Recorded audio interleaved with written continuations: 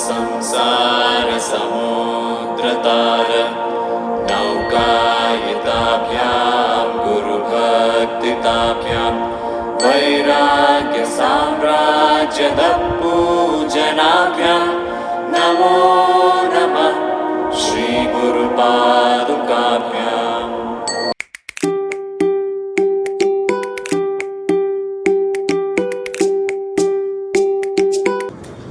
Good evening, स्वागत है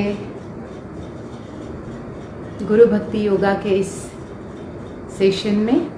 hope आप सब लोग सेफ है, स्टेबल है और इस सिचुएशन में भी अपने आप को मेंटेन कर पा रहे हैं। तो जैसे हम गुरु जी की जर्नी को गुरु भक्ति योगा से जान रहे हैं, अमृत में उनके ज्ञान को हम समझ रहे हैं और गुरु भक्ति योगा में हम उनके इस पूरे जर्नी को पहचान रहे हैं। लेकिन वो करने से पहले गुरु भक्ति योगा के कुछ पॉइंट्स हमें रिवाइज करना मुझे लगता है बहुत ज़रूरी है, ताकि हम गुरु जी की जर्नी को भी उस भाव से समझने में सफल हो पाए। उनका पूरा लाइफ ही गुरु भक्ति योगा है, जैसे हमने बार बार देखा है और महसूस भी किया है। तो जब ये पॉइंट मैं पढ़ती हूँ, मुझे सिर्फ गुरु जी नज़र आते हैं जिन्होंने ये पूरी तरह से जिया है, पूरी तरह से उन्होंने खुद ने वो एक्सपीरियंस किया है। तो इसीलिए पढ़ने में बहुत ज़्यादा मज़ा आता है। अगर ये किसी और के ऊपर अप्लाई होता तो हम लोग शायद इसको समझने में इतने सफल भी नहीं हो पाते, या फिर एक अच्छा इंटरेस्टिंग किताब का वाचन हो रहा है, बस इतना ही हमारा उसकी तरफ ना रिश्ता होता। लेकिन एक एक पॉइंट को अगर आप समझेंगे और देखेंगे कि अपने गुरु किस तरह से उसे जी रहे हैं, तो हमें भी कहीं ना कहीं उनके कदमों को फॉलो करने में इजी रहेगा। तो देखते हैं, आज है गुरु एंड डिसाइपल चैप्टर 2 गुरु भक्ति योगा का। ये किताब PDF में अवेलेबल है, आप इसे डाउनलोड करके थोड़ा थोड़ा पढ़ सकते हैं। इसे एक किताब की तरह ना पढ़े, क्योंकि ये किताब नहीं है, ये उसूल है, ये वैल्यूज़ है, और एक एक वैल्यू को अपने अंदर ढालने में काफ़ी परिश्रम लगते हैं। तो एक एक चीज़ को पढ़ने के बाद एक ही वाक्य पढ़िए इसमें से, और वो कितना हमारे वृत्ति में, हमारे व्यवहार में उतरता है, वो देखने की कोशिश कीजिए। तो चैप्टर 2 होता है शुरू गुरु डिसाइपल रिलेशनशिप से, ग्रेटनेस ऑफ गुरु। यहाँ पे स्वामी शिवानंद जी ने ग्रेटनेस ऑफ गुरु डिस्क्राइब किया है। पहला है, the eye that sees not the beauty of the guru's lotus feet is really blind. वो आंखें किस काम की जो गुरु के चरण कमलों को पहचान न सके, उसका महत्व जान न सके, उन आंखों से क्या फायदा। The ear that hear not the glory of guru's leela is really deaf. वो कान जैसे बहरे ही हैं, क्योंकि वो सब कुछ सुन लेते हैं, लेकिन गुरु की जो ग्रेटनेस है, गुरु की ग्लोरी जो है, उनकी जो लीलाएं हैं, उन्होंने जो कार्य किया है, उनकी पर्सनालिटी के अच्छे अच्छे गुणों का बखान अगर आप नहीं सुनते हैं, तो कान होके भी कानों का काम कुछ नहीं हो रहा है। हम बाकी तो सब सुन लेते हैं, लेकिन गुरु की ग्रेटनेस ही हमें पता ना हो और वो हम सुनते नहीं हैं, तो वो बहुत बड़ा अपयश है हमारे कानों का। Life without Guru is death. मेरे ख्याल से इस सेंटेंस से बढ़कर कोई सेंटेंस नहीं हो सकता। जिसका कोई गुरु नहीं है, जिसके जीवन में गुरु नहीं है, उसका जीवन वैसे ही व्यर्थ है ने, बिल्कुल जैसे कि मरे हुए इंसान का क्या कोई मोल नहीं होता, वैसे ही जिसका गुरु नहीं है उसके जीवन का भी कोई मोल नहीं है। इतना महत्व गुरु का लाइफ में होना दर्शाता है, और कितना हम समझ रहे, एक एक सेंटेंस है, छोटा छोटा है, लेकिन उसमें से कितना बड़ा अर्थ निकल के आ रहा है। बिना गुरु का इंसान यानी उसका जीवन व्यर्थ है, उसके लाइफ को कोई वैल्यू नहीं है, वो जिए या मरे उससे कुछ फायदा नहीं है। और ऐसे भी लोग हैं जिनकी लाइफ में गुरु है, लेकिन वो उनसे फायदा नहीं उठा पाते हैं, क्योंकि वो संपर्क में नहीं रहते हैं, या फिर भटक जाते हैं या फिर ना उनके मन में गुरु के प्रति इतनी आशंकाएं होती है कि वो गुरु के करीब नहीं जा सकते। तो ऐसे भी लोग हैं, नाम के लिए गुरु है उनके लाइफ में, लेकिन कोई कनेक्शन नहीं है, बस नाम के लिए है, दिखावा है, ढोंग है। ऐसे भी कई लोग हैं जो ऊपर ऊपर से गुरु के पास आते हैं लेकिन कभी समर्पित नहीं कर पाते खुद को, और कभी उस दृष्टि से गुरु की तरफ नहीं देख पाते जैसे हम, अगर भगवान हमारे जीवन में आ जाए हम कैसे पगला जाएंगे, कैसे हर्ष विभोर हो जाएंगे, कितने खुशी हमारे दिल में रहेगी। वो उस तरह का कहते हैं ना कनेक्शन ही नहीं डेवलप कर पाते। तो उनका तो भाग्य उससे भी खराब मैं समझूंगी, क्योंकि अगर किसी के जीवन में गुरु नहीं है तो शायद वो भाग्य की बात है, शायद वो अभी भी इग्नोरेंस में है। लेकिन गुरु मिलके भी उनको ना पहचाने, उससे तो बड़ा अभागा कोई नहीं हो सकता। There is no treasure like the wealth of guru's grace. किस चीज को पाने से आपकी आत्मा धन्य हो जाएगी तो वो है गुरु कृपा। और गुरु कृपा को कैसे प्राप्त करना है मैंने बार बार हमेशा बताया है, एक बार वापस रिपीट करती हूँ। आपका बिना एजेंडा से किया हुआ गुरु कार्य, या चुपचाप से जो आपके मन से, कर्मों से, वचन से जो गुरु की सेवा कर रहे हैं, उसी से ग्रेस प्राप्त होती है, ना कि बढ़ावे दिखावे से। तो मन में बस यही भाव लेके जो कर्म कर रहा है कि ये जीवन मेरा गुरु के प्रति समर्पित है, मेरा हर कार्य गुरु के प्रति समर्पित है, मैं जो भी कुछ कर रहा हूँ मैं 100% इस भावना से कर रहा हूँ कि सिर्फ मेरे गुरु के कार्य को फायदा हो और मेरा कोई एजेंडा नहीं है, और मैं कितनी कोशिश करूँ मेरे गुरु के कार्य को आगे बढ़ाने की, तो अपने आप से कृपा आपके तरफ खींचती चली आएगी। उसका कोई स्पेशल फॉर्मूला नहीं है। जो बिना ईगो के, जो सरल भाव से, जो एक बच्चे जैसा गुरु से प्यार करता है, एक निर्मल हृदय जिसका है, और उस निर्मल हृदय से वो जितनी गुरु सेवा करता है, गुरु कृपा वहीं से आती है, और कुछ करने की जरूरत नहीं है। लेकिन जिसको ये मिल गई उसको सच्चा खजाना मिल गया। बाकी तो एनीवे इस भौतिक संसार का है और इस भौतिक संसार को ही लौटाना है हमें। There is no safe boat like satsang of guru to cross the ocean of samsara. तो गुरु के जो शब्द है या गुरु का जो साथ है, गुरु का जो ज्ञान है, वही हमें इस संसार से उस पार लगाएगा, हमें भटकने नहीं देगा, हमें खोने नहीं देगा, हमें भ्रमित नहीं करेगा। There is no friend like the spiritual teacher. जी हाँ, ये मैं अपने अनुभव से कह सकती हूँ। इस पूरे संसार में अगर मुझे कोई पूछे कि एक व्यक्ति को आपको चुनना है जिसके ऊपर आप आंख मूंद कर पूरा का पूरा विश्वास कर सकते हैं, तो वो है मेरा गुरु। माता पिता भी उसके बाद में आते हैं, पहले आता है मेरा गुरु, और वो हमारा सच्चा फ्रेंड है, बिल्कुल जिसके ऊपर मेरी जान निछावर हो सकती है। और गुरु भी उसी तरह का प्यार देता है, अगर आप दे पाए तो सच्चा फ्रेंड जो आपको कभी धोखा नहीं देगा, जिसके ऊपर आप पूरा भरोसा कर सकते, जिसको आप दिल की हर छोटी बड़ी गलत सही सब कुछ बिना झिझक, बिना संकोच आप वो बात कर सकते हैं, उस तरह का रिश्ता बनाना पड़ता है। और उसके ये इन्वेस्टमेंट है। गुरु तो वैसे ही बैठा है, हमें कोशिश करनी पड़ती है, हमारा दिल लगना चाहिए, हमारे मन से वो कनेक्शन स्ट्रांग होना चाहिए। तो एक सच्चा फ्रेंड वो गुरु में है, देख सकते हैं हम लोग। There is no abode like guru's lotus feet. और हमारा सुरक्षित स्थान जो घर है वो गुरु के चरणों में ही है, और कहीं भी हम इतने सुरक्षित नहीं हैं, इतने सेफ नहीं हैं जितने कि गुरु के चरणों में है। Remember the Guru all the time. हर समय गुरु का स्मरण करते रहिए, जहाँ कहीं भी खाली बैठे हैं गुरु का स्मरण करते रहिए।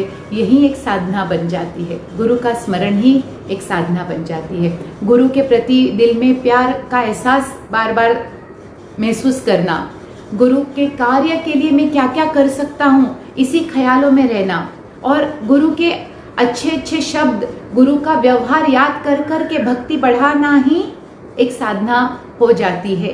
तो ये बात बिल्कुल ध्यान रखिए। मैं रिपीट करती हूँ ताकि आपको ये वापस से सुनने को मिले कि गुरु का बार बार ख्याल करना, उनकी अच्छी अच्छी बातें, उनके स्वभाव के अच्छे अच्छे पहलू, उनका जो कार्य जो किस तरह से करते हैं, उनके जो व्यक्तिमत्व के अच्छे अच्छे पहलू, उनको याद करना, वो भक्ति बढ़ाना, वो भाव बढ़ाना, ये भी एक साधना ही है।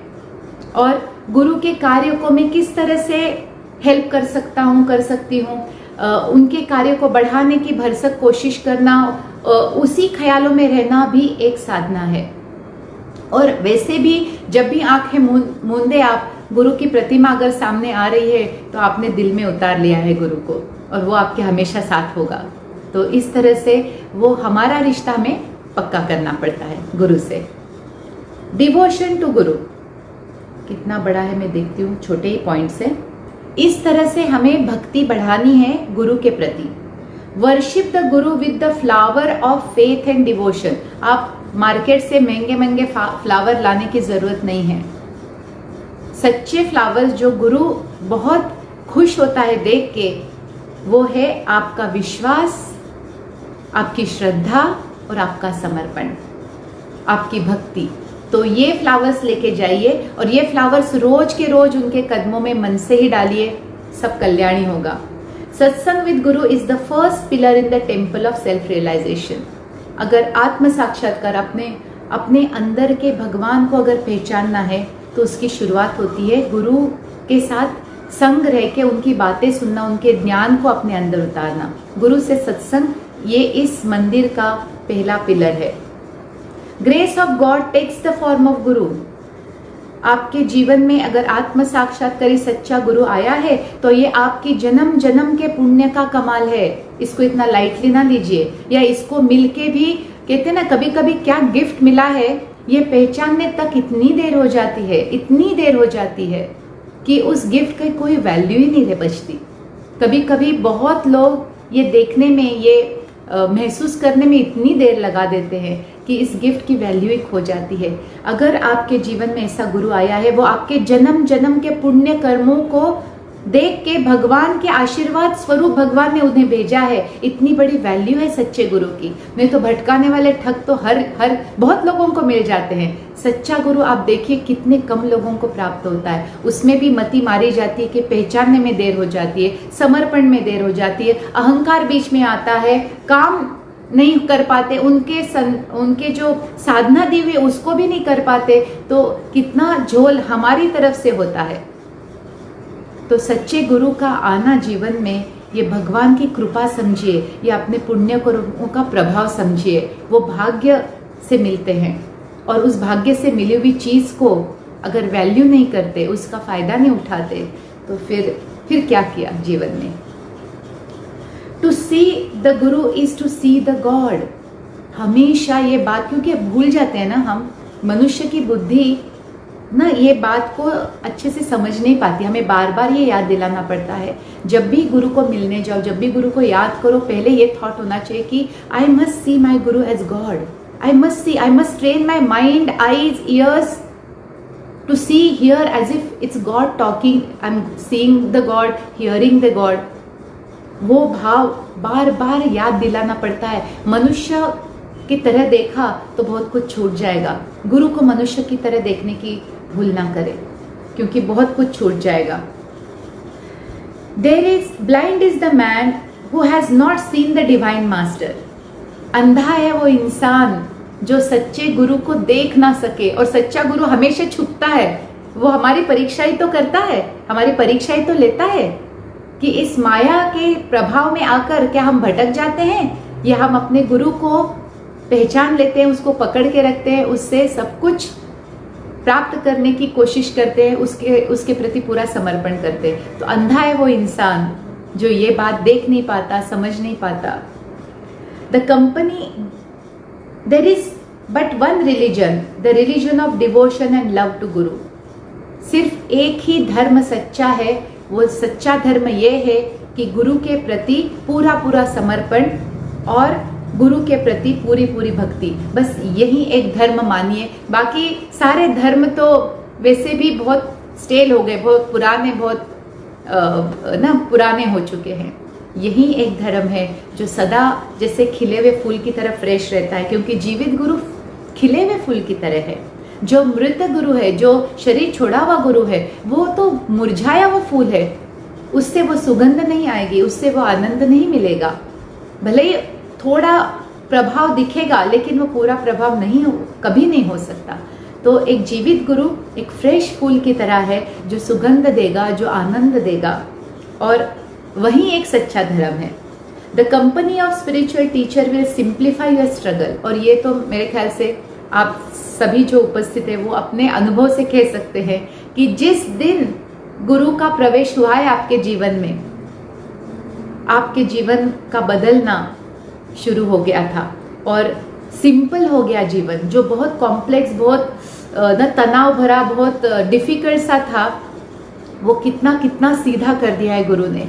तो क्या हम ये देख नहीं सकते, क्या हम ये समझ नहीं सकते? इसे याद रखना बहुत ज़रूरी है, ताकि जब भी गुरु को याद करें, हमारे दिल से सिर्फ ग्रैटिट्यूड निकले, सिर्फ प्रेम निकले, सिर्फ भक्ति निकले कि उनके प्रवेश मात्र से कितना कुछ बदल गया है जीवन में।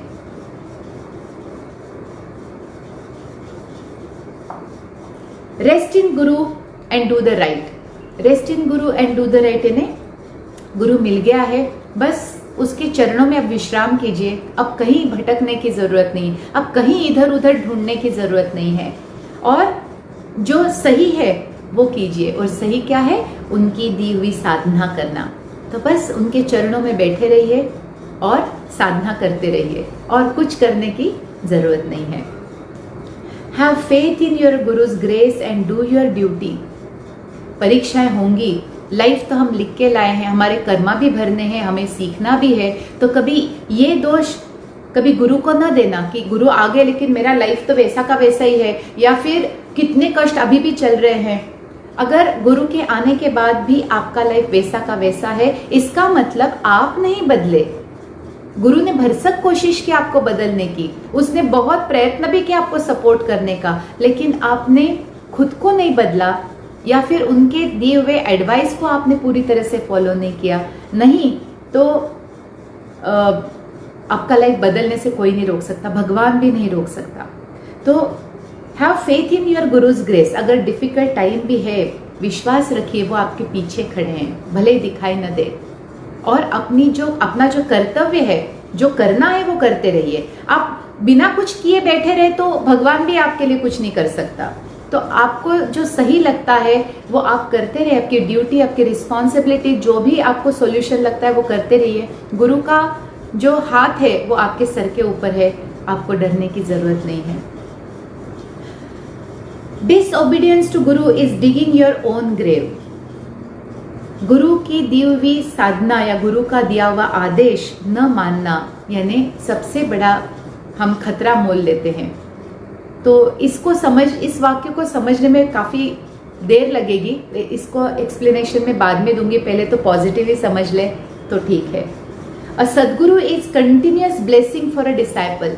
एक सदगुरु का जीवन में होना यानी निरंतर आशीर्वाद का बहना हमारे जीवन में। The heart of A Jagat Guru is a shrine of beauty. क्योंकि हमारे सदगुरु देव का जो हृदय है वो सबसे सुंदर मंदिर इस दुनिया का होगा। तो ऐसे गुरु को समर्पण करना, ऐसे गुरु की सेवा करना, ऐसे गुरु की भक्ति करना, यही तो गुरु भक्ति योगा है। और ये सारा गुरु जी ने खुद ने निभाया है अपने गुरुओं के लिए।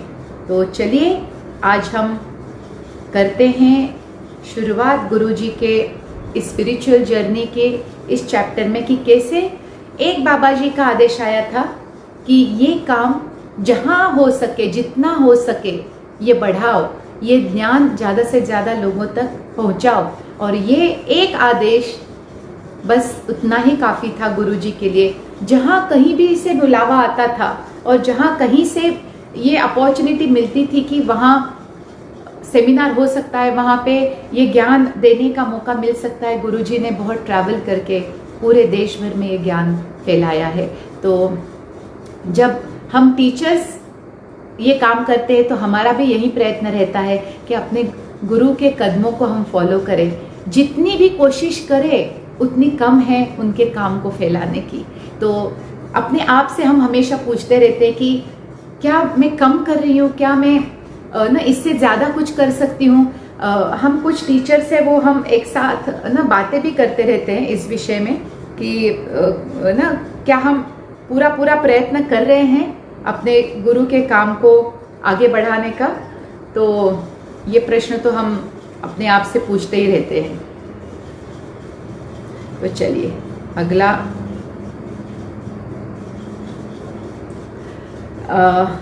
तो गुरुजी के स्ट्रगल के दौरान कुछ बातें जो मैंने सुनी है उनके डिसाइपल्स से।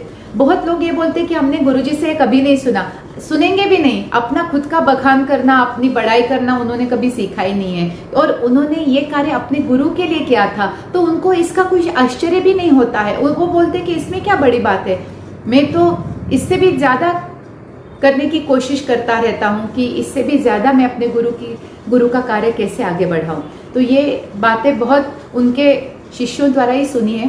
तो ये किस्सा शायद नसीराबाद का है या सूरजगढ़ का है, पता नहीं, कि ऐसे एक्सट्रीम्स वेदर में गुरुजी ने सेमिनार्स लिए हैं कि वो बाय इटसेल्फ बहुत अचंभे की बात उन दिनों होती थी, और लोग भी चकित हो जाते थे कि कैसे गुरुजी हैप्पीली और खुशी खुशी बिना किसी शिकन के, बिना किसी कंप्लेन के, इतनी एक्सट्रीम वेदर्स में भी बड़े बड़े सेमिनार लेते थे। सुबह 8:30-9 बजे से लेकर रात के 9 बजे तक उनके सेमिनार चलते, लोग छोड़ते ही नहीं थे। और वो भी बिना थके, बिना किसी लाइक ना कंप्लेन के, पूरा जब तक सेटिस्फैक्शन नहीं होता था लोगों का, तब तक उनको एक्सप्लेनेशन, उनको ज्ञान, उनके सवालों को जवाब देते रहते थे।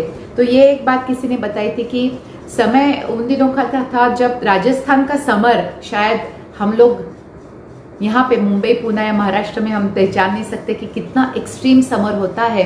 तो 52 डिग्री तक टेम्परेचर चला जाता था, और उसमें गुरुजी ने सेमिनार्स किए हैं। और जो दीक्षा प्रोसेस होती थी वो एक बंद कमरे में होती, तो कितनी गर्मी होती होगी ये सिर्फ हम अंदाज़ा ही लगा सकते हैं। 52 डिग्री सेंटीग्रेड में, जहाँ बड़े बड़े कूलर लगाते थे उनके शिष्य ताकि ना हॉल में थोड़ा ठीक रहे, उसमें भी उन्होंने ना उस आवाज़ में भी उन्होंने पूरी कोशिश की कि वो सबको न्याय दे पाए।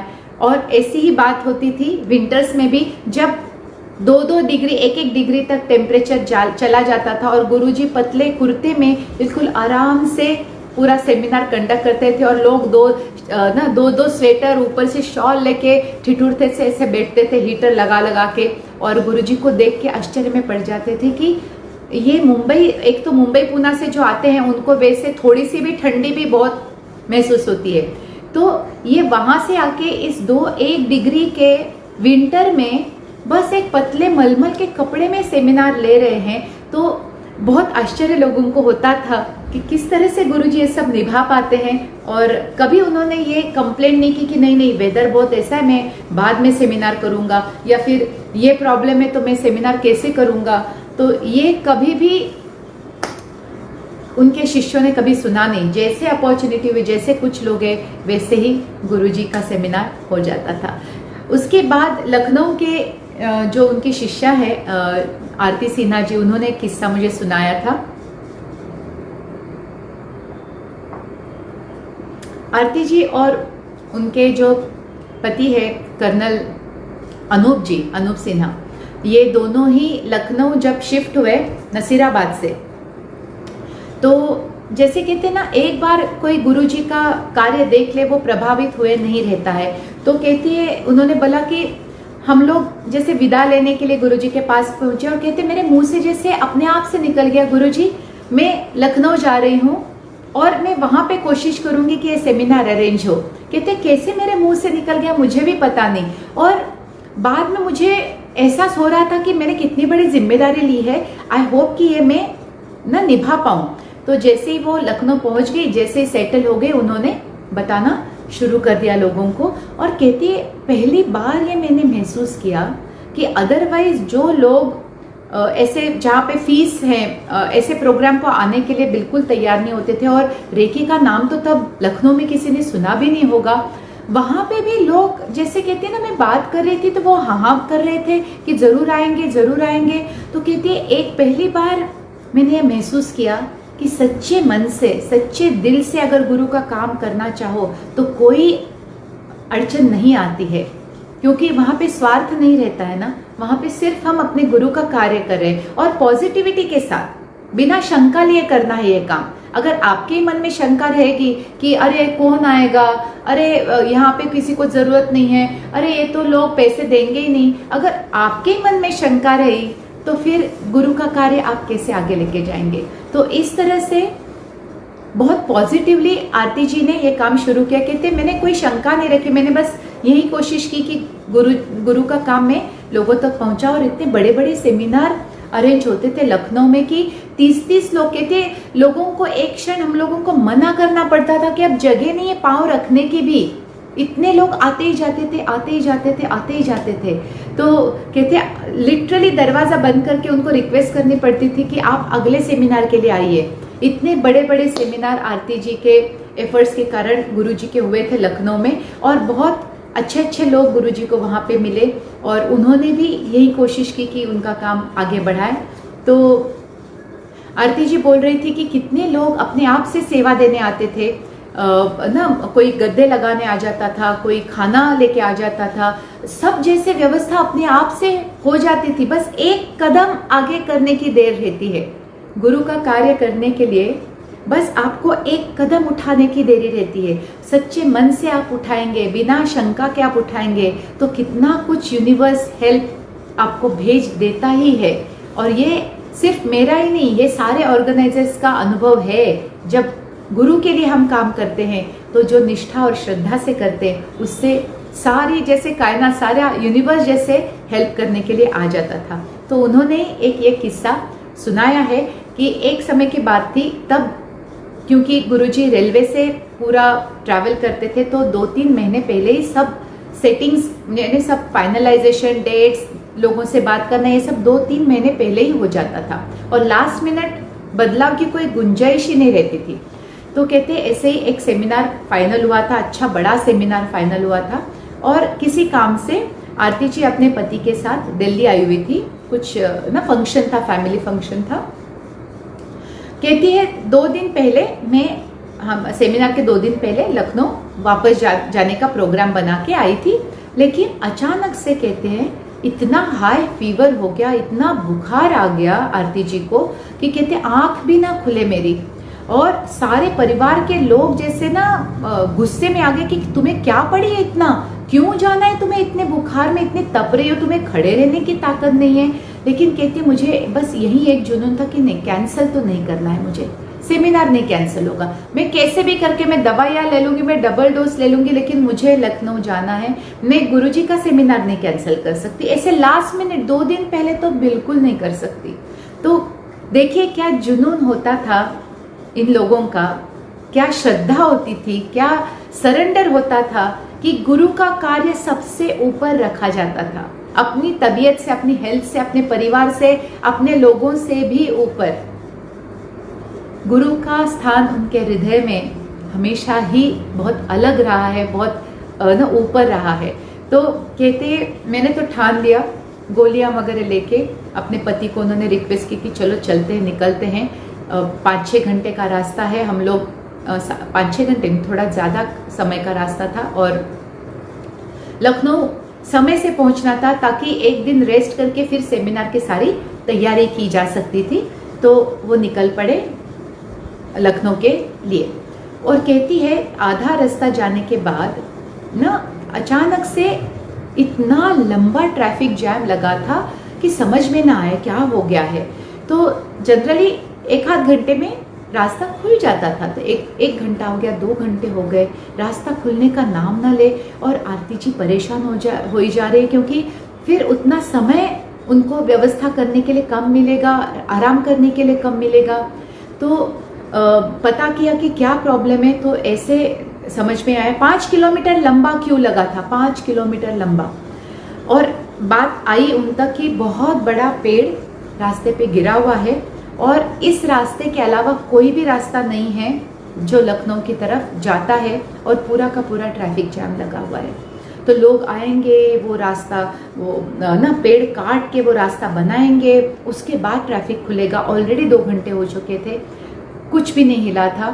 तो सब दोनों ही पति पत्नी सोच में पड़े थे कि क्या सकते हैं अभी। आधे रास्ते में न पीछे मुड़ना मुमकिन है, न आगे जाना मुमकिन है। तो कहते ऐसे ही सोच रहे थे और अचानक से उनके पति के साइड की जो विंडो थी वहाँ पे किसी ने टक टक किया। तो उन्होंने उठा के देखा कि सर उठा के देखा कि कौन है। तो कहते हैं एक यंग सा लड़का था, नीचे वस्त्र पहने हुए थे साधु जैसे टाइप का, ना बाल लंबे और ना देहाती टाइप का लड़का था, यंग एज का। और वो बोल रहा था कि ना इधर से ही रास्ता जाता है जो आगे जाके लखनऊ के रास्ते को मिलेगा, ये शॉर्टकट भी है, आप ये रास्ता क्यों नहीं लेते। इतना बोल के वो आगे निकल गया जल्दी से, बस इतना मैसेज जैसे देके। तो दोनों पति पत्नी आरती जी और अनूप जी एक दूसरे को देख रहे थे कि क्या करे, ये अनजान इंसान है, बता के गया, हम तो कभी इस रास्ते से गए नहीं और अकेले इस रास्ते से जा सकते हैं क्या। तो उन्होंने देखा ऐसे मुड़ के, तो सच में एक रास्ता था। और आप देखिए कोइंसिडेंस या भगवान की कृपा या भगवान का इशारा देखिए कि जहाँ पे उनकी कार थी वहां से मुड़ के वो रास्ता लेना पॉसिबल था। वो आधा किलोमीटर भी आगे रहते थे तो उनको वापस मुड़ना जैसे नामुमकिन था। तो ऐसी जगह पे उनकी कार थी जहां से मुड़ के वो रास्ता लेना बिल्कुल पॉसिबल था। और जैसे ये लोग विचार कर रहे हैं कि क्या किया जाए, उस रास्ते को लिया जाए या नहीं लिया जाए, तभी वो क्या देखते हैं कि एक और कार जल्दी से मुड़ के उस रास्ते पे चली गई। जैसे ही उन्होंने देखा एक कार गई है, कहते चलो सुनसान रास्ते पे अकेला जाना थोड़ा सा ना अजीब लग रहा था, हम एक कार जा रही है तो हम इसके पीछे चले जाते, एक से भले 2 होंगे, अगर कुछ प्रॉब्लम आ गया तो कोई तो है। तो फटाफट से अनूप जी ने टर्न मारा और उस रास्ते पे निकल पड़े। और आरती जी बता रही थी, कहते हम कितनी बार तो इस रास्ते से गए, कभी ये मोड़ हमने देखा नहीं, और ये नया रास्ता इतना सुंदर था, इतना ना ब्यूटी, नेचुरल ब्यूटी इतनी थी कि हमें पता ही नहीं चला कि इतना सुंदर रास्ता इतने सालों से है। कैसे, कौन था वो अजनबी जिसने समय से हमें ऐसे रास्ते का ना ऐसे रास्ता दिखाया कि पूरा ट्रैफिक जैम बाईपास करके वो वापस लखनऊ रोड पे निकल गए और समय से लखनऊ पहुंच गए। वो कहती है बस जब से वो ट्रैफिक जैम लगा था, कहती है बस मन में गुरुजी और बाबा जी को याद कर करके मैं बस एक ही बात बोल रही थी उनको कि गुरुजी और बाबा जी आपका काम है, मैं तो आपके काम के लिए निकल पड़ी हूँ, अब ये रास्ता खुलना भी आपका काम है, मुझे सेमिनार से पहले सुरक्षित पहुंचाना आपका काम है। और कहती है निरंतर में गुरु स्मरण, सदगुरु स्मरण मेरे मन में चल रहा था। तो जैसे बाबा जी का इशारा था, जैसे गुरु जी का आशीर्वाद था कि उस इंसान ने आके समय से इनको एक अलग और नए रास्ते की जानकारी दी। और कहती है मैं आराम से लखनऊ पहुंच गई, दूसरे दिन बुखार भी उतर गया और मैं सेमिनार के लिए बिल्कुल अच्छे से तैयारी कर पाई। तो आप देखो कि गुरुजी के डिसाइपल्स भी किस लगन से गुरु सेवा करते हैं, कितने 100% से भी ऊपर वो देने की कोशिश करते हैं। और गुरुजी तो हमने इतनी कथाओं में से देखा ही है कि वो खुद इतनी कोशिश करते हैं कि अपने गुरुओं का काम आगे लेके जा सके। तो ये लखनऊ की स्टोरी थी। तो ये 2002 या 3 से 2005 तक लखनऊ चैप्टर आरती जी के कारण बहुत, उनके पति के कारण बहुत एक्टिव रहा और दोनों ही पति पत्नी ने बहुत अच्छे से इस चैप्टर को संभाला। लेकिन जैसे वहाँ से ट्रांसफ़र हो गई तो फिर लखनऊ चैप्टर बंद हो गया। और ना दिल्ली में ब्रिगेडियर मित्रा और रीटा मित्रा ने काफ़ी अच्छे से दिल्ली चैप्टर संभाला हुआ था। लेकिन ये सारे लोग आर्मी से होने के कारण क्या होता था, जितने साल वो उस शहर में हैं वो चैप्टर अच्छे से चलता था, फिर वो मूव आउट होने के बाद फिर वहाँ पे कोई जिम्मेदारी नहीं ले पाता था, क्योंकि सारे आर्मी में ऐसे ही मूव इन मूव आउट होते रहते हैं लोग, एक जगह पे इनका ठिकाना नहीं रहता है। तो ये लोग जहाँ जहाँ जाते थे वहाँ पे नया चैप्टर शुरू कर देते थे। तो दिल्ली का जब चैप्टर शुरू हुआ तब वहाँ पे पूना के, जहाँ मैं रहती हूँ पूना में, और मेरा क्लिनिक भी वहीं था, साथ वाली बिल्डिंग से नेचुरली पेशेंट्स आते थे। और ऐसे ही एक पेशेंट से मेरी जान पहचान बहुत अच्छे से हो गए और जैसे फैमिली फ्रेंड बन गए। तो मेरे पेशेंट तो थे ही वो लोग, लेकिन फैमिली फ्रेंड भी बन गए। वो साकेत गोडसे और उनकी फैमिली, उनकी माता जी और उनकी नानी जी, वो मेरे सारे पेशेंट्स थे और मेरा आना जाना भी काफ़ी अच्छे से होता था। तो साकेत की बड़ी बहन जो थी सोनाली सातोलेकर, वो उन्होंने 2004 में लेवल 1 गुरुजी से दिल्ली में सीखा। और जैसे ही उन्होंने ये सेमिनार सीखा, उनकी मम्मी को और भाई को फ़ोन आया और उन्होंने बताया कि एक बहुत अच्छे गुरु है जो इतना सुंदर सेमिनार लेते हैं और ये आप सबको करना चाहिए। तो 10 लोगों की मिनिमम रिक्वायरमेंट गुरुजी की होती थी कि 10 लोग जहाँ पे भी मिल गए, मैं कहीं भी हूँगा, मैं ट्रैवल करके आके मैं वो सेमिनार करूँगा। तो अब सोनाली जी ने ये ठान लिया कि ये तो सेमिनार करवाना है, मेरे परिवार वालों को इससे फ़ायदा होगा। और क्योंकि हम लोगों का बहुत मिलना जुलना था फैमिली फ्रेंड से, तो मेरे पास भी वो न्यूज़ पहुंची। और ऐसे हमारे फ्रेंड सर्कल में, हमारे बिल्डिंग में, आसपास की बिल्डिंग से हम लोगों ने 10 लोग इकट्ठा कर लिए। और जैसे कहा, किसी अच्छे उद्देश्य से अगर आप कोई करते हो तो सब कुछ अरेंज हो जाता है। और यूँ हुआ कि उनके साथ एक कर्नल साहब ने भी ये सेमिनार किया था दिल्ली में। और आप कोइंसिडेंस कहे इसको या भाग्य का खेला, उनकी ट्रांसफ़र पूना हो गई और वो पूना आ गए। जैसे ही वो पूना आ गए, सोनाली ने उनसे कहा कि नहीं, अब तो आप पूना में हो, आपके घर में ही हम ये सेमिनार करेंगे, खड़की में। ये था पूना चैप्टर की शुरुआत। तो 2005 के जनवरी में मैं, साकेत, उनकी माताजी और हमारे फ्रेंड्स में ऐसे 10-12 लोगों को हमने पहली बार गुरुजी का सेमिनार अटेंड किया। और उसके बाद हम लोगों ने मुड़ के नहीं देखा। और इतना फ़ायदा हुआ, इतना ज़्यादा फ़ायदा हुआ उनके सीख से, उनके साथ सत्संग से, उनसे मिलने से, कि हम एक के बाद एक सेमिनार करते रहे। और उस 2005 ख़त्म होते हम लोगों ने दीक्षा भी ले ली थी। अब दीक्षा होने के बाद 2007 साल के आसपास वो जो कर्नल साहब थे, जिन्होंने उनका खुद का पूरा बंगला हम लोगों को दे रखा था सेमिनार के लिए, और जहाँ पे बहुत अच्छे से सेमिनार होते, हर 1-2 महीने में बड़े बड़े सेमिनार अरेंज करते थे और गुरुजी आते थे। तो उनकी ट्रांसफ़र जम्मू कश्मीर हो गई। अब मेरे तो रोने शुरू हो गए कि अब क्या होगा, अब गुरुजी नहीं आएंगे और हम मिलेंगे कैसे, अब सेमिनार कौन अरेंज करेगा। तो मन में जैसे आरती जी का अनुभव था, मेरा अनुभव भी कुछ इसी तरह था कि नहीं, ये काम नहीं रुक सकता। जैसे मेरी सांस रुक जाने का डर जितना होता है, उतना डर गुरुजी न आने का मुझे था कि जैसे मेरी सांस रुक जाएगी। अगर गुरुजी का आना बंद हो गया तो सेमिनार करना है, अगर गुरुजी का आना पूना में जारी रखना है तो सेमिनार अरेंज हो जाने चाहिए। बस एक ये बात लेके मैं, साकेत और साकेत की जो माता जी थी संध्या आंटी, हम तीनों बैठ गए कि क्या कर सकते हैं हम लोग तीनों। हम तो पूना के ही हैं, बाकी सब लोग आने जाने वाले हैं, तो ऐसा कोई जगह ढूंढनी चाहिए कि जहाँ पे हम सेमिनार कंटिन्यू रख सकते हैं। तो हम जैसे ढूंढ रहे थे, और तभी मुझे पता चला कि मेरे ही बिल्डिंग में, मेरे ही साथ वाला जो फ्लैट था वो खाली पड़ा था। तो वो भी चूँकि डॉक्टर थी, तो मैंने सोचा चलो डॉक्टर कनेक्शन जोड़ते हैं। और मेरे बेटी की वो पेडियाट्रिशियन थी, तो वैसे भी थोड़ी जान पहचान थी। तो मैं पहुंच गई उनके बंगले को ढूंढते ढूंढते कहाँ पे है। और मैंने उनसे बात की, मैंने कहा कि एक बहुत अच्छा काम हम लोग कर रहे हैं, तो उस काम के लिए आपका फ्लैट चाहिए, आप जो भी उसका रेंट बोलो हम भरने के लिए तैयार है, लेकिन ये फ्लैट मुझे चाहिए। क्योंकि मेरे बिल्कुल फ्लैट के साथ वाला फ्लैट था और मुझे बहुत ईजी हो सकता था अगर वहाँ पे सेमिनार्स में अरेंज करूँ, तो मुझे कोई भागदौड़ नहीं करनी पड़ेगी, बिल्कुल साथ में ही है, तो ईजी हो सकता था। तो जैसे मैंने कहा, उन्होंने कहा अरे अच्छे काम के लिए मांग रहे हो, पैसे की क्या बात है, आप ऐसे ही इस्तेमाल करो, बस आप इलेक्ट्रिसिटी या जो यूटिलिटी बिल है वो भर देना।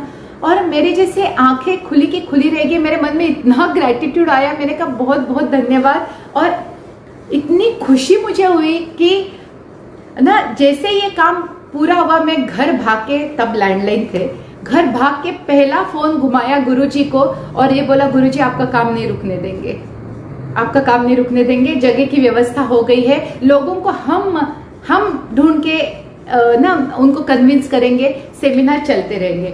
और गुरुजी बस हंस रहे थे कि अरे हाँ हाँ बिल्कुल ज़रूर करेंगे।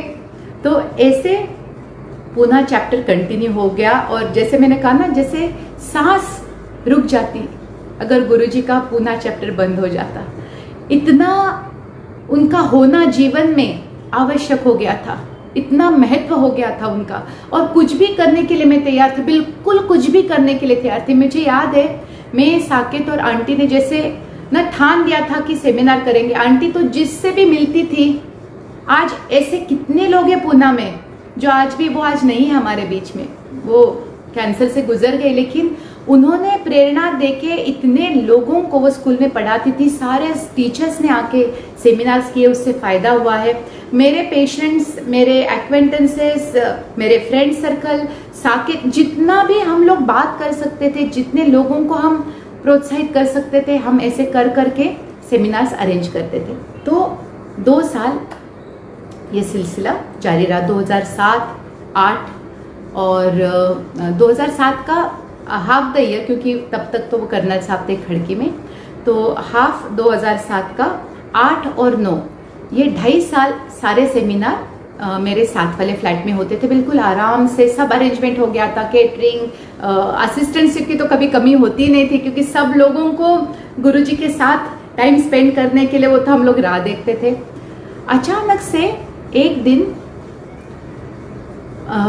ना उन डॉक्टर का फ़ोन आया कि सीमा, ये आपको खाली करना पड़ेगा फ्लैट, क्योंकि हम लोग इसको रेंट पे देने वाले हैं। तो मैंने कहा कोई बात नहीं, ना हम लोग रेंट दे देंगे। तो कहते नहीं नहीं, वो ना हमारा हो गया बात, हमको किसी और को रेंट पे देना है। और मेरे जैसे आंखों से आंसू झरने लगे कि अब क्या होगा, अब ये क्या नया आ गया है, ना जैसे एक ऑब्स्टेकल आ गया है गुरुजी के कार्य में। हाँ, ऐसे कैसे हो सकता है, ना भगवान का काम है ये तो मैं तो धाएं धाएं रोए जा रही हूँ और इतनी परेशान। मैंने उतना उस दिन इग्नोरेंस देखी कैसा होता है, इतना मैंने झगड़ा किया होगा मन से भगवान के साथ, बाबा जी को तक कोस दिया कि ये क्या बात हुई, इतना परिश्रम से गुरुजी ये काम कर रहे हैं और इतना हम लोग ये कर रहे हैं और आप ऐसे कैसे उसमें अड़चन ला सकते हैं कि इतना अच्छा चल रहा था, ये क्या सडनली। और मुझे आश्चर्य ये बात का लग रहा था कि मैं रेंट देने के लिए तैयार हूँ, लेकिन वो माने ही ना कि नहीं, मुझे हमें किसी और को देना है। मैंने ये भी कहा कि मैं ज़्यादा देने के लिए तैयार हूँ रेंट, कुछ नहीं, मानने के लिए तैयार नहीं और मैं रोए जा रही हूँ। अब क्या होगा, क्योंकि 1 महीने में वो खाली करना था हम लोगों को। अब मैंने सोचा चलो 2-4 स्टेट एजेंट से मैं बात करती हूँ कि कहाँ पे ये सेमिनार्स में शुरू कर सकती हूँ। और क्योंकि गुरुजी बहुत कम फीस लेते थे, मुझे शायद याद है कि ना 2000 या ऐसी कुछ फीस थी उनकी, बहुत रीजनेबल फीस होती थी उनकी, या 2000 से भी कम शायद, मुझे नहीं लगता गुरुजी इतनी ज़्यादा, तब कई साल, लगभग 12-13 साल पुरानी बात है, तो बहुत कम फीस लेते थे। अब रेंट यानी गुरुजी के ऊपर ज़्यादा भार। अब पूना में वो आते थे तो वहाँ पे रहने के लिए कोई, yes Poonam, I remember 2007 July you had come, yes it's the most ना चेरिश्ड मेमोरी। और ना मैंने सोचा गुरुजी आते थे, आने का खर्चा टैक्सी का, वो होटल में रहते थे क्योंकि हमारे किसी के भी घर इतने बड़े नहीं थे और जनरली गुरुजी नहीं रहते थे किसी के साथ, क्योंकि वो ऑब्लिगेशन और फैमिली वालों को परेशान हो, तो वो होटल का खर्चा और अब ये रेंट का भी खर्चा। मैं सोच के यहीं रहूं कि ना कुछ बचेगा भी मेरे गुरु के लिए इतना खर्चा देने के बाद, क्योंकि सेमिनार से कितना आता था, उसमें से आने जाने का खर्चा निकाल के, होटल का 1 दिन का खर्चा निकाल के, शनिवार को गुरुजी जल्दी निकल जाते थे, शनिवार की एक रात होटल में रहते थे और रविवार को सेमिनार के बाद निकल जाते थे। तो इस सब खर्चे में गुरुजी के हाथ क्या लगेगा? तो हम सब यहीं परेशान, अभी क्या करें। गुरुजी को फोन लगाया, मेरा रोना तो जारी था, जैसे बच्चा रोता है ना, लिटरली गुरुजी के सामने उस दिन मैं फूट फूट के रोई होंगी, हाय हाय करते, मेरी नाक से पानी बहे। गुरुजी बोले, अरे तू शांत हो तो मैं समझू तो तू क्या बोल रही है। गुरुजी ने बोला, ये सब ना ये नहीं चलेगा, ये अन्याय है। हाँ, इतना आप अच्छे से काम करे, भगवान ऐसे कैसे कर सकता है हम लोगों के साथ? कैसे इतना अच्छा ना सब चल रहा था तो बीच में अड़ंगा डाल दिया ये वो। तो गुरुजी बोलते थे, ये सुनीता कितना कितना हम्बल, मैं बता नहीं सकती कि क्या क्या गुण गुरुजी में छुपे हुए थे कि इतने कम फीस में वो सेमिनार लेते थे और उसी में चैरिटी में भी कितना सारा दे देते थे। आज के गुरुओं से उनको कंपेयर ही नहीं कर सकते हम लोग। उतनी सादगी, उतना सिंप्लिसिटी किसी में नहीं देखने को। और गुरुजी ने हमें इतना अच्छा स्टैंडर्ड दिखाया है कि हम किसी को भी देख के हम पहचान लेते कि कौन सच्चा गुरु है। तो हम यही सोच रहे थे कि अब क्या करूं गुरुजी। गुरुजी कहते रहे, तू रो मत ना, हम रेंट पे ले लेंगे, उसमें क्या बड़ी बात है। कहते भगवान देता है, तू ये मत बोल कि ना ये अड़ंगा है, कुछ इशारा होगा, तू बस फाइंड आउट करके आसपास, क्योंकि तुझे कन्वीनियंट होना चाहिए ये सब संभालना, तो अपने आसपास के 1-2 किलोमीटर में तू ढूंढ दूसरा फ्लैट, हम ले लेंगे, हम रेंट की व्यवस्था भगवान करेगा, तू विश्वास रख। और मैं तो भगवान को कोसे जाऊं कि मेरे गुरुजी को ऐसे इतने कम पैसे मिलते, उसमें से अभी रेंट में जाएंगे। और दूसरा डर था मुझे, महीने में एक सेमिनार कम से कम होना ही पड़ेगा अगर रेंट भरना है और कुछ उसमें से निकलना है। कुछ नहीं निकले तो भी एक सेमिनार सिर्फ रेंट में जाएगा। तो मेरा तो दिल बैठता था कि ना अब ज़्यादा कोशिश मुझे करनी पड़ेगी ताकि 2 सेमिनार तो कम से कम हो। तो एक सेमिनार रेंट में जाएगा और एक सेमिनार में गुरु के चरणों में उसका जो है मैं रख सकती हूँ ताकि गुरु जी को कोई फ़ायदा पहुँचे। तो ऐसे मैंने ढूंढना शुरू कर दिया। 4-5 फ्लैट के नाम मुझे आए, मैंने एजेंट को ही बता दिया क्योंकि ऐसे तो बहुत मुश्किल हो रहा था ढूंढना। तो मैंने गुरुजी को फ़ोन किया, गुरुजी को बोला कि गुरुजी आप एक दिन आइए, क्योंकि ये निर्णय मैं अकेले नहीं ले सकती, क्योंकि इतने पवित्र कार्य के लिए किस तरह का फ्लैट होगा, वो एनर्जी कैसी होनी चाहिए, वो आप ही पहचान सकते हैं। मैं तो बहुत छोटी, मुझे ये सब कुछ समझ में नहीं आता है। तो गुरुजी आए थे एक दिन के लिए और 4-5 फ्लैट देखने का हमारा फाइनल हो गया। तो 2 फ्लैट हम जाके आए और मैं आपको बता नहीं सकती, मेरा तो रोना वहीं से शुरू हो गया। जिस तरह से लोग रेंटेड फ्लैट छोड़ के जाते हैं वो देखने लायक है। इतना गंदा करते, कैसे कोई उस घर में रहते हुए इतना गंदा कर सकता है फ्लैट। तब से मैंने ठाना था कि मेरा फ्लैट होगा ना तो मैं रेंट पे बहुत देख के दूंगी, नहीं तो नहीं दूंगी। इतनी ना, अरे जिस फ्लैट में रहते उसकी वैल्यू तक नहीं रखते लोग, इतना गंदा किया हुआ। उसको पेंट भी देंगे तो भी वो एनर्जी इतनी जारी थी कि हम लोग तो जैसे गुरुजी ने अंदर हाथ पैर रखा इमीडिएटली बाहर ले लिया। और 3 पहले हम 1 BHK देख रहे थे क्योंकि उतना काफ़ी था हमारे हिसाब से, लेकिन कहीं इतना गंदगी थी, कहीं लाइट नहीं था, कहीं ना इतनी पुरानी बिल्डिंग थी कि ना सब जगह से पानी रिस रहा था। तो 2 जगह ऐसे देखने के बाद हमारे चेहरे देखे शायद उस एजेंट ने, और वो बोला कि एक फ्लैट है लेकिन बजट डबल करना पड़ेगा आपको। ये जो आपको रेंट पे दिखा रहा वो 8-9 हज़ार रेंट है इसका, लेकिन ये जो है वो 2 BHK है और बड़ा एरिया है तो 15,000 रेंट या 16,000 रेंट होगा। तो मैं गुरुजी की तरफ, मेरा तो दिल बैठा जाए, 15-16 हज़ार रेंट। और जैसे अभी आपने देखा ना कितने कम गुरुजी चार्ज करते थे, तो आपको हिसाब लगाना में कोई दिक्कत नहीं होगी कि कितने लोग आने के बाद ये प्रॉफिटेबल हो सकता था चैप्टर। तो मेरा तो मन जैसे दिल बैठ गया था। मैंने कहा जो भी अभी गुरुजी को सरेंडर किया है वो देख लेंगे, बाकी का मेहनत का काम है वो मेरे ऊपर है। मेहनत तो बिल्कुल जी तोड़ करेंगे, उसमें कोई कमी नहीं। मैं आपको बता नहीं सकती, मैं और साकेत लिटरली अननोन लोगों को भी बात बताते कि ऐसा ऐसा सेमिनार हम लोग करते हैं। रास्ते पे चलते हुए बिल्डिंग में मैं घुस जाती थी और गुरुजी के कार्य की जानकारी देती थी। ये मैं बखान करने के लिए नहीं बोल रही हूँ, लेकिन गुरु के प्रति प्यार जब होता है ना, तो आप किसी भी चीज से शर्माते नहीं हो। किसी भी चीज से थोड़ी सी भी कहीं जान पहचान हो गई तो मैं शुरू हो जाती थी कि हम लोग ऐसे सेमिनार करते हैं, आप एक बार आके अनुभव तो लीजिए। कितने मैंने नकार देखे लोगों के कि तो अब मुझे वो भी नहीं डराता। तो क्या हुआ, एक ने नकार दिया तो दूसरा व्यक्ति कन्विंस हो जाएगा। तो लोगों को लाना बहुत मुश्किल काम, सबसे मुश्किल काम गुरुजी बोलते हैं वो मेरे ऑर्गेनाइजर्स करते हैं। इसलिए उनके ऑर्गेनाइजर्स के लिए गुरुजी के मन में इतना प्यार, इतनी कृपा उनके मन से छलकती है, क्योंकि बहुत मुश्किल काम है लोगों को कन्विंस करके लाने का। और वो हर एक में ही नहीं, मेरे जैसे ये सारे ऑर्गेनाइजर्स से जो कोई भी मिला के हमारी बात शुरू हो जाती थी। माधवी जी तो ये बोलती कि उनको देख देख के लोग रास्ता बदल देते थे, लेकिन हम रुकते नहीं थे बताने से। तो ऐसे जुनून होता था। तो ये अभी फ्लैट जहाँ पे भाड़ा डबल करना पड़ेगा, 16,000 यानी 2 सेमिनार लगेंगे कम से कम बड़े वाले, इसका रेंट निकालने के लिए। सिर्फ रेंट निकाल के नहीं, प्रॉफिट जाने दो, बाद में देखेंगे। तो मेरा तो दिल तो है, लेकिन जैसे हम उस वास्तु में पहुंचे, जैसे ही अंदर घुसे, ऐसे लगा कि हमारी जरूरत के लिए ही ये बनाया है।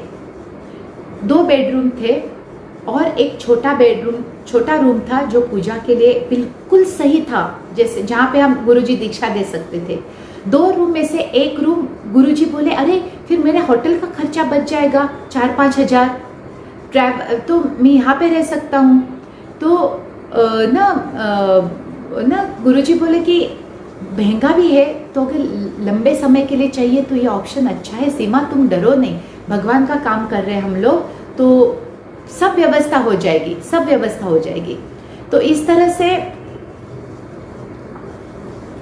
वो देखा, लेकिन फिर भी और 3 फ्लैट देखने के थे। तो हम लोगों ने सोचा कि कोई बात नहीं, ये तो अच्छा लगा लेकिन ये बहुत महंगा है, तो बाकी के हम देख के आते हैं। उसके बाद वाले फ्लैट भी हम अंदर गए और बाहर आए, अंदर गए और बाहर आए। अब बेस्ट दिखा दिया था यूनिवर्स ने। अब हमारी आंखें किसी और फ्लैट में, हमें वो बात ही नजर ना आए। तो वापिस मैं और गुरुजी कहीं कॉफी पीने बैठ गए और अब बताइए क्या करें। तो दोनों ही बोले, नहीं गुरुजी, हम भले ही महंगा हो, हम यही वाला ले लेंगे। गुरुजी बोले तू चिंता मत कर पैसे की, पैसे आ जाते हैं, अच्छे काम के लिए पैसे कभी नहीं कम पड़ेंगे। और मैं भी बोली नहीं गुरुजी, यही लेंगे, आपको होटल में नहीं रुकना पड़ेगा, आपके हक का एक स्थान आपको मिलेगा, और ऐसा स्थान जहाँ से हमें कोई निकाल के बाहर नहीं कर सकता।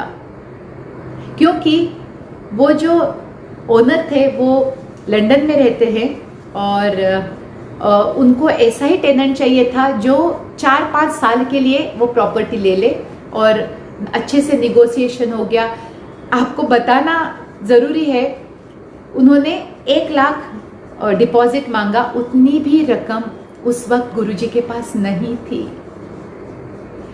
तो मैंने सोचा, मेरा क्लिनिक का हाल तो इतना नहीं था कि इतने पैसे, मैंने कहा मैं 10-20 हज़ार जोड़ सकती हूँ, और देखते जुगाड़ करते। तो हमने थोड़ा निगोशिएट किया उस ओनर से। तो वो बोले कि ठीक है, आप 75,000 जो ये है डिपॉजिट आप दे दीजिए। तो अचानक से सोनाली का फ़ोन आता है, साकेत की बहन, कि गुरुजी मेरी एफडी मैच्योर हो गई है, 75,000 है मेरे पास, आप ये डिपॉजिट दे दीजिए, और ये जो वास्तु है जो आपको इतनी अच्छी लगी, आप ये रेंट पे ले लीजिए। इस तरह से हमें पूना का ध्यान मंदिर मिला, और वो आज तक है। ये देखिए भगवान की कृपा, और ऐसी कृपा कि आज तक रेंट के लिए पैसे कहाँ से आए ये क्वेश्चन नहीं हुआ। हमेशा इतना जुगाड़ हो जाता था कि रेंट के पैसे आ जाते थे, क्योंकि सच्चे दिल से किया हुआ काम भगवान का आशीर्वाद होता है, और भगवान अपने काम के लिए कभी कोई चीज़ कम नहीं पड़ने देता। उस दिन से आज तक, अभी 16,000 से शुरू किया था, आज 28,000 रेंट दे रहे हैं, लेकिन वो भी मैनेज हो जाता है, वो भी काम हो जाता है। और इस तरह से पूना का ध्यान मंदिर हमारे लिए हुआ। और 1 साल के बाद फिर मैंने गुरुजी को कन्फेस किया कि गुरुजी मैंने बहुत मैं कितनी नासमझ थी कि मैं भगवान से लड़ पड़ी कि आपको समझ में नहीं आ रहा है कि मेरे गुरु का काम इस तरह से रोक रहे हो।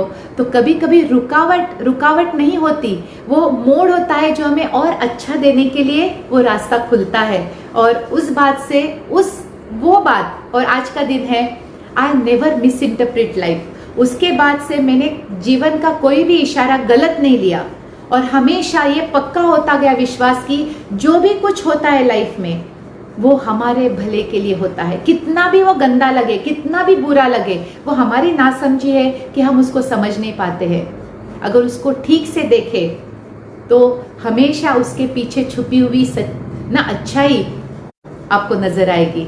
और उस दिन से आज तक ध्यान मंदिर बरकरार है।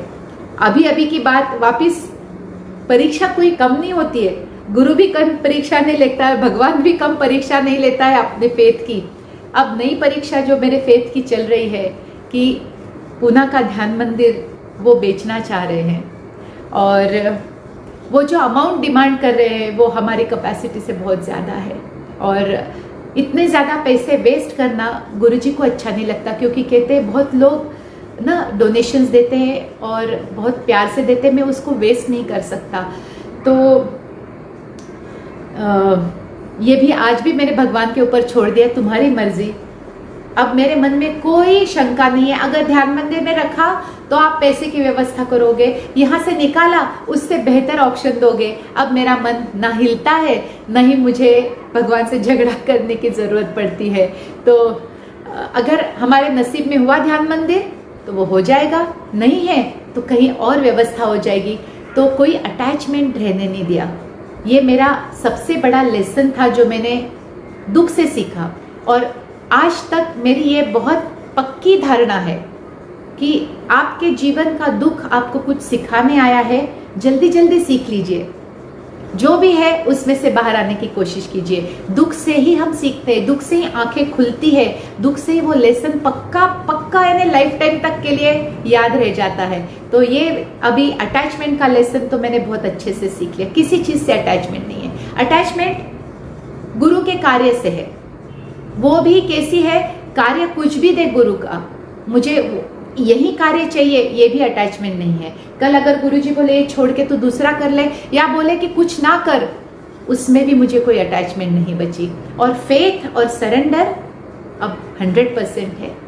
यूनिवर्स पे अभी मुझे कोई डाउट नहीं है और ना ही मुझे गुरु के ऊपर कोई डाउट है। तो इस तरह से सीखने की चीज़ होती है तो सीख जाते हैं। और मंदिर का आना कितना भाग्यशाली रहा ये तो आप सभी जानते। कितने प्रोग्राम्स मंदिर में किए हैं। 3-3 दिन के गुरुजी तब काया साधना शिविर लेते थे, 2-2 दिन के मेडिटेशन रिट्रीट्स होते थे, कितने सारे सेमिनार्स होते थे। इतना एबंडेंस उस वास्तु ने दिया है हम लोगों को कि कितने सारे चैरिटेबल प्रोजेक्ट हम लोग इजीली कर पाए थे पब्लिक में पैसे मांगने के बजाय। आप लोग हो जनरस, आप लोग अपने आप से ही दे देते हो, लेकिन उस वास्तु ने इतना दिया है और इतना कार्य गुरु का आगे बढ़ाया है कि मैं आपको बोल नहीं सकती। अगर आप कभी ध्यान मंदिर आए हो तो आपको उस वास्तु का जो प्रभाव है वो आप खुद महसूस करोगे। इतना पवित्र, इतना अच्छा लगता है कि जैसे उस वास्तु से हमारा कुछ रिश्ता है, वो नाता है और जब तक है तब तक हम एंजॉय करेंगे। तो इस वास्तु का महत्व इसके लिए है, बहुत मेरे लिए तो बहुत ज़्यादा है, क्योंकि गुरुजी का तपस वहाँ पे हुआ था। वो मैं स्टोरी अगले समय बखान करूँगी कि कैसे गुरुजी की भी लाइफ में कितने उतार चढ़ाव उन्होंने देखे और हर उतार और चढ़ाव को उन्होंने सही इशारा माना है। और मेरे लिए खास इसलिए है क्योंकि एज ए रेकी टीचर मैंने उस वास्तु का पूरा उपयोग किया है और कितने सारे लोग गुरुजी के साथ उस स्थान से जुड़े हैं। तो उस स्थान का बहुत स्पेशल महत्व पूना के सभी लोगों के हृदय में है। और बाकी भगवान की मर्जी, वहाँ पे रखना है तो उनकी मर्जी और नहीं रखना है तो भी उनकी मर्जी। जो भी है मुझे दिल से कबूल है, तो मुझे कोई डर नहीं है कि क्या होगा आगे। जो भी होगा वो अच्छे के लिए ही होगा। और इसी नोट पे मैं आपकी विदा लेती हूँ कि आप भी यही सीखे लेसन अटैचमेंट का। किसी से भी अटैचमेंट ना रखे, कभी भी यूनिवर्स पे शक ना करे कि ऐसे कैसे हो गया। इशारा समझने की कोशिश कीजिए, एडजस्ट, एडॉप्ट, एक्सेप्ट कीजिए। वो बहुत अच्छी स्पिरिचुअल क्वालिटीज़ है और इससे आपको बहुत बहुत फ़ायदा होगा। और गुरु कार्य के लिए जान हाजिर है। तो चलिए विदा लेते हैं। बहुत बहुत धन्यवाद, शुक्रिया, शुभ रात्रि। मिलते हैं अगली बार।